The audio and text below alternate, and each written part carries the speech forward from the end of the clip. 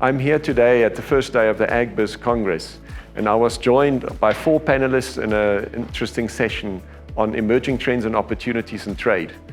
Today I was joined by panelists from the DTIC, Elizabeth van Rienen, the CEO from Tralec, Trudy Hutzenberg, MD Tiger Brands International, that's Polycarp Igate, and Werner van Rooyen from the Fresh Produce Export Forum. We had a very good discussions around emerging trends. I presented a few statistics from the Bureau for Food and Agriculture Policy, illustrating where the fastest trends are in terms of commodities that are growing fast. And there we can clearly see citrus, for example, our biggest exporting agriculture commodity, almost making up 15% of the total exported value of South African products. But then we also have fast-growing commodities, smaller industries like small berries and fruits that are also performing fast. One of the interesting points that we talked about was which regions are growing the fastest in terms of growth. Africa is still our biggest, main or most important partner in terms of growth, or at least in terms of the sheer size of the market. So we have about 35% of exports going into Africa, and very interesting discussions where we, for example, had a discussion, is Africa still a market into the future?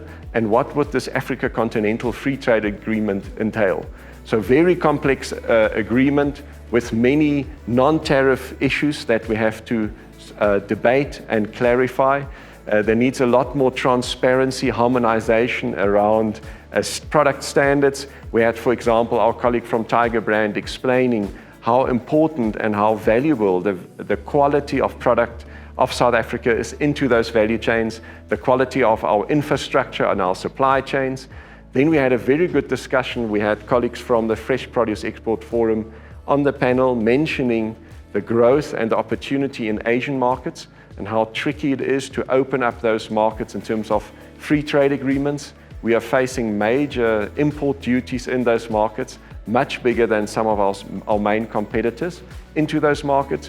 And at the end of the day, it really comes down to capacity in working in these free trade agreements and these markets, opening up markets where private sector and public sector can participate and can build capacity, understanding what the opportunities are, and then also dealing with complexities. We had very interesting discussions around sugar, for example, and the SACU, the South African Customs Union, where we have sensitive products like sugar, where we, for example, have very high protection, and we have high import duties, and those duties are then paid by our neighbors. So in other words, it's benefiting South African farmers and producers, but it's actually to the detriment of some of our neighboring countries. These are complex issues that need to be carefully unpacked, and that we need to work together and actually sit around a table, look at the analytics, look at the reality, and then come to a decision.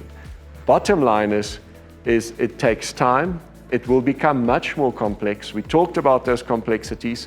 We have traditional markets like the EU potentially becoming more inward-looking, becoming more strict, and the same, for example, in some of the Chinese markets, the Asian markets, also becoming more strict in terms of allowing South African products into those markets.